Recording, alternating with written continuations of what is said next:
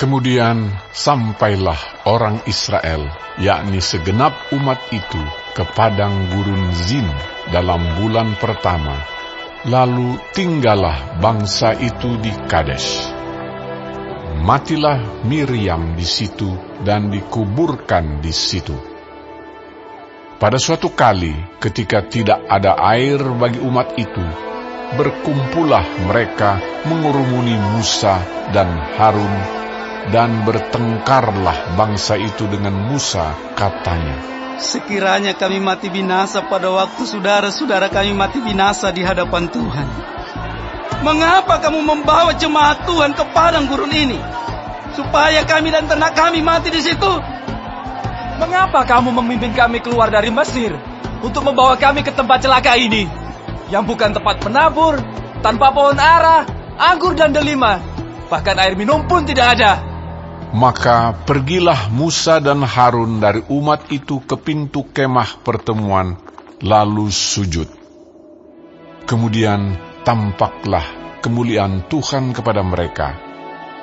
Tuhan berfirman kepada Musa, "Ambillah tongkatmu itu, dan engkau dan Harun kakakmu harus menyuruh umat itu berkumpul. Katakanlah di depan mata mereka kepada bukit batu itu, supaya diberi airnya. Demikianlah engkau mengeluarkan air dari bukit batu itu bagi mereka, dan memberi minum umat itu serta ternaknya." Lalu Musa mengambil tongkat itu dari hadapan Tuhan, seperti yang diperintahkannya kepadanya. Ketika Musa dan Harun telah mengumpulkan jemaah itu di depan bukit batu itu, berkatalah ia kepada mereka, "Dengarlah kepadaku, hai orang-orang durhaka. Apakah kami harus mengeluarkan air bagimu dari bukit batu ini?" Sesudah itu Musa mengangkat tangannya, lalu memukul bukit batu itu dengan tongkatnya 2 kali. Maka keluarlah banyak air, sehingga umat itu dan ternak mereka dapat minum. Tetapi Tuhan berfirman kepada Musa dan Harun, "Karena kamu tidak percaya kepadaku, dan tidak menghormati kekudusanku di depan mata orang Israel, itulah sebabnya kamu tidak akan membawa jemaah ini masuk ke negeri yang akan kuberikan kepada mereka." Itulah mata air Meriba, tempat orang Israel bertengkar dengan Tuhan, dan ia menunjukkan kekudusannya di antara mereka. Kemudian Musa mengirim utusan dari Kadesh kepada Raja Edom dengan pesan, "Beginilah perkataan saudaramu Israel.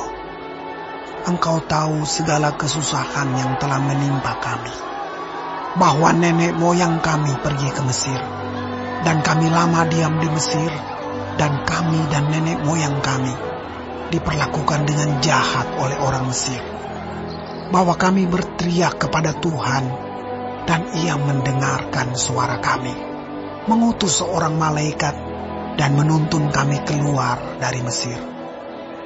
Sekarang ini kami ada di Kades, sebuah kota di tepi perbatasanmu. Izinkanlah kiranya kami melalui negerimu.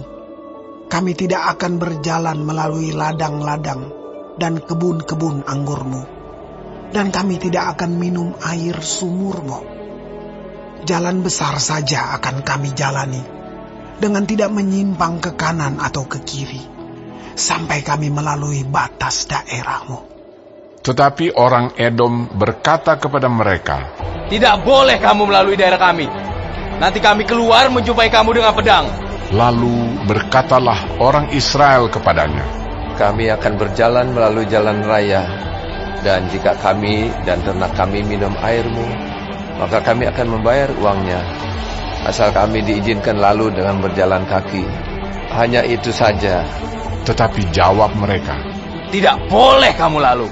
Maka keluarlah orang Edom menghadapi mereka dengan banyak rakyatnya dan dengan tentara yang kuat. Ketika orang Edom tidak mau mengizinkan orang Israel lalu dari daerahnya, maka orang Israel menyimpang meninggalkannya. Setelah mereka berangkat dari Kades, sampailah segenap umat Israel ke Gunung Hor. Lalu berkatalah Tuhan kepada Musa dan Harun dekat Gunung Hor di perbatasan tanah Edom. Harun akan dikumpulkan kepada kaum leluhurnya, sebab ia tidak akan masuk ke negeri yang kuberikan kepada orang Israel, karena kamu berdua telah mendurhaka kepada titahku dekat mata air Meribah. Panggillah Harun dan Eleazar anaknya, dan bawalah mereka naik ke Gunung Hor. Tanggalkanlah pakaian Harun, dan kenakanlah itu kepada Eleazar anaknya. Kemudian Harun akan dikumpulkan kepada kaum leluhurnya, dan mati di sana. Lalu Musa melakukan seperti yang diperintahkan Tuhan. Mereka naik ke Gunung Hor, sedang segenap umat itu memandangnya. Musa menanggalkan pakaian Harun dan mengenakannya kepada Eleazar, anaknya. Lalu matilah Harun di puncak gunung itu. Kemudian Musa dengan Eleazar turun dari gunung itu. Ketika segenap umat itu melihat bahwa Harun telah mati, maka seluruh orang Israel menangisi Harun 30 hari lamanya.